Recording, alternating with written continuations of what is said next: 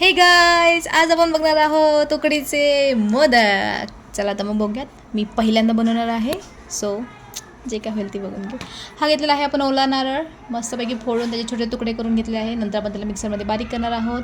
आणि आता आपण एका पातेल्यामध्ये थोडीशी खसखस घेऊन मस्त लालसर भाजलेली आहे. मग असं खोबरं थोडंसं भाजून घ्यायचं आहे. आणि मग त्याच्यामध्ये आपल्या चवीनुसार गूळ टाकायचा आहे. गूळ टाकल्याच्यानंतर पुन्हा त्याला मस्त एकजीव करून घ्यायचं आहे. आणि त्याच्यानंतर आपण त्याच्यामध्ये टाकणार आहोत 1 चमचा तूप.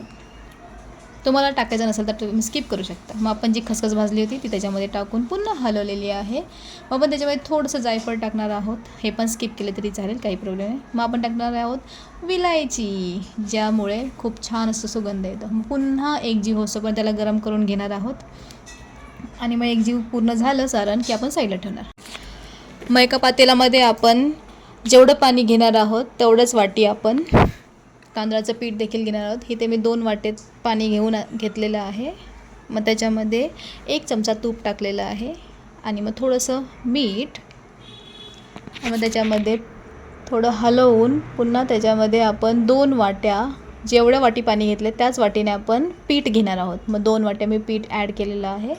आणि मस्त एकजीव होईपर्यंत हलवायचं. आणि थोडा वेळ 1-2-3 मिनटं झाकण ठेवून मस्त वाफून द्यायचं मंद आचेवरती.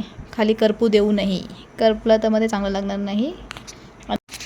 मग ते पीठ आपण एका ताटामध्ये काढून घेणार आहोत. काढून घेतल्याच्यानंतर गरम गरम असतानाच त्याला वाटीने किंवा तुमच्याकडे जे काय असेल त्याने मस्त असं मळून घ्यायचं आहे. माझ्याकडे वरवंटा होता तर मी वरवंटा घेऊन मस्तपैकी त्याला ठेचलेला आहे. असं थोडं मऊ करून घेतलेलं आहे गरम असतानाच.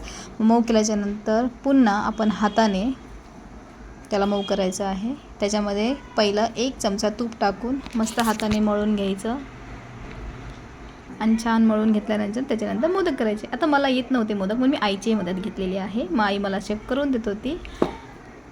बट नंतर मी साचा घेऊन साच्याने सगळे मोदक बनवलेले आहेत. अशा प्रकारे माझे मोदक छानपैकी तयार झालेले आहेत. मग एका चाळणीमध्ये घेऊन चाळणीमध्ये तूप लावून त्याच्यामध्ये ते मोदक ठेवायचे आहेत. मग एका पातेल्यामध्ये पुन्हा पाणी उकळत ठेवायचं आहे. आणि त्याच्यावरती चाळण ठेवून एक 10 ते 15 मिनटं त्याला वाफवायचं आहे. आणि झाले आपले असे छानपैकी मोदक. आणि आम्ही सर्वात पहिला भोग हा श्रीकृष्णाला लावतो, त्याच्यामुळे हा प्रसाद त्यांना पहिला. Thank you so much guys.